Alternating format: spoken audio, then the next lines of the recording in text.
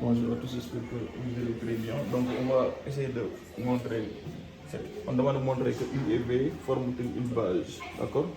On a les coordonnées de U et de V. Donc pour que U et V forment une base, il faut que le déterminant doit être différent de 0. Par exemple, si vous avez U, ici U a pour coordonnées AB et V a pour coordonnées A'B', d'accord? U et V vecteur forment une base si et seulement si on met les déterminants, c'est-à-dire AB, A', B'. Donc le déterminant doit être différent de 0. Cela veut dire quoi? Cela veut dire que si on fait A fois B', d'accord, moins B fois A', ça doit être différent de 0. Donc il faut que ça soit vrai, d'accord? Maintenant, cette fois-ci, on va essayer d'appliquer la règle ici. Donc dans notre cas, voilà, j'espère que vous avez compris. Donc puisque ici, U égale à 2I moins I, cela veut dire que U a pour coordonnée, donc 2 moins 1. Et V a pour coordonnée, donc puisque V égale à I plus 3J, donc ce sera 1, 3, d'accord? Donc c'est 1, 3. Donc on va faire le déterminant. Donc le déterminant de UV, on met det de UV, donc on met 2 ici, on met moins 1. D'accord? On met 1, on met 3. Maintenant, det de U vecteur, V vecteur, donc ça va être quoi? On va faire 2 fois 3, d'accord? Ce sera 2 fois 3 moins. Donc 1 fois, donc cela veut dire que s'il y a un moins ici, donc on peut mettre directement plus, d'accord? Ce sera moins fois moins 1 fois 1, donc cela veut dire moins facteur de moins 1 fois 1. Et si on calcule ça, ça donne 6, d'accord? Moins, ça donne plus, d'accord?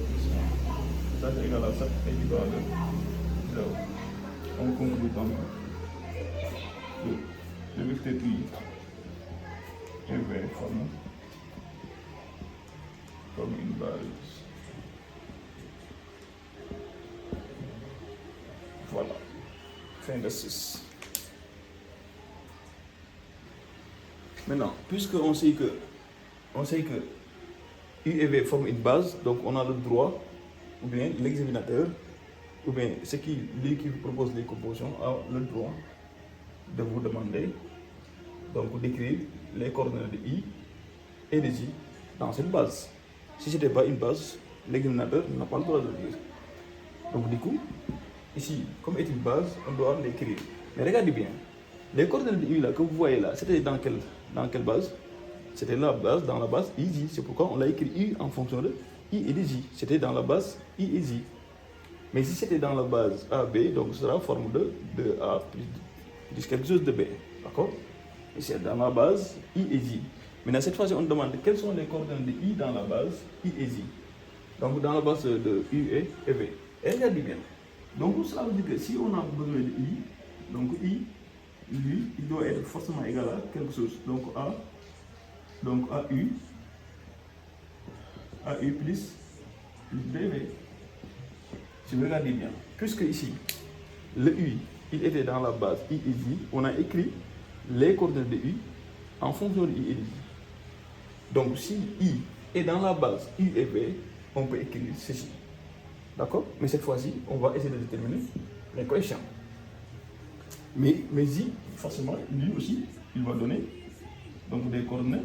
Donc A', I, donc A' U du moins, excusez-moi, A' U plus B', V. Donc ça va donner ça aussi. Qu'est-ce qu'on va faire? Ici, on va remplacer les coordonnées de U. Donc I, ça doit être égal à A facteur de. Donc les coordonnées de U, on le sait. Donc c'est 2 moins 2, c'est-à-dire c'est 2I moins I. Donc c'est-à-dire 2I moins I. D'accord? D'accord? Plus B, on met les coordonnées de V, c'est-à-dire l'expression de V qui est égale à I, d'accord? Plus 3, plus 3I. aucun problème. On va laisser le J, après on va essayer de le déterminer, d'accord? Donc ici le J, on va essayer de déterminer ces coefficients. Maintenant ici, qu'est-ce qu'on va faire? On développe. Si on développe, on va obtenir 2 fois, donc cela dit 2A J moins A J, d'accord? Plus B I plus 3B J. Qu'est-ce qu'on va faire? On va ordonner. On va ordonner les choses pour obtenir les choses à la norme. Donc ça veut dire 2A I. On règle le I là. Donc ça veut dire plus B I moins A J plus 3B J. On factorise ici par I et on factorise par J. Et on va obtenir quoi? On va obtenir I facteur de. Donc ça veut dire 2A plus B plus J facteur de moins A plus 3B. J'espère que vous avez compris.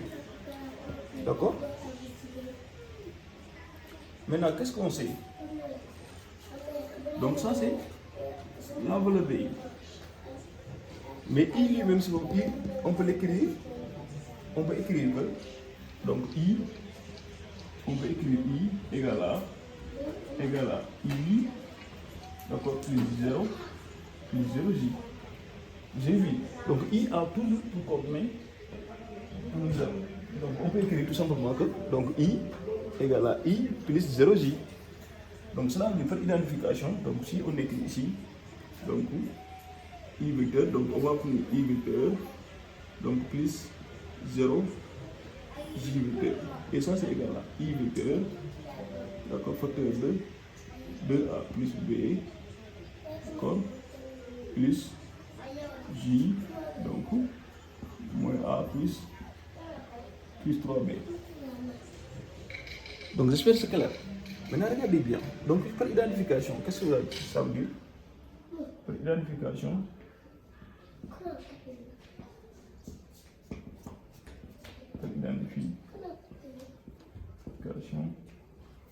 lumière. Par identification, donc on peut écrire directement que lumière. Donc 2A plus B égale à 1 et moins A plus 3B égale à 0.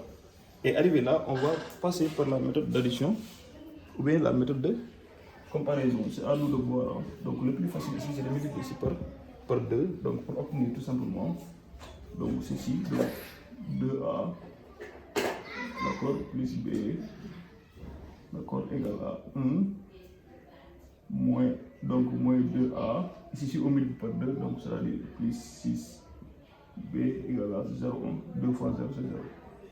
C'est bon. Maintenant, si on additionne membre à membre, les A vont sauter, il reste 7B. Hein? Donc ça implique que 7B égale à 1.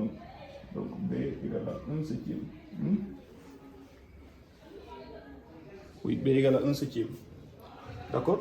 Maintenant, pour compléter, donc on va le mettre ici. D'accord? B égale à 1 septième. Donc pour éliminer, pour l'autre, on peut remplacer directement dans 1 ou bien dans 2. D'accord? Si on veut. Sinon on va faire quoi? On va revenir ici et éliminer directement les B. Pour éliminer B, il faut multiplier ici par moins 3. D'accord? On va obtenir ceci. Donc moins 6A moins 3B moins 3. D'accord? On recopie. Donc tout simplement le moins A. D'accord? Moins A plus 3B donc égal à 0. Qu'est-ce qu'on va faire? On va faire membre à son membre à membre. Ici, on va obtenir moins 7A. D'accord? Ici, ce sera 0, donc qui est égal à moins 3. Donc cela veut dire que A égale à moins 3 divisé par moins 7. Donc tout ça, ça donne. Donc si on simplifie, c'est la 3, c'est 7. D'accord?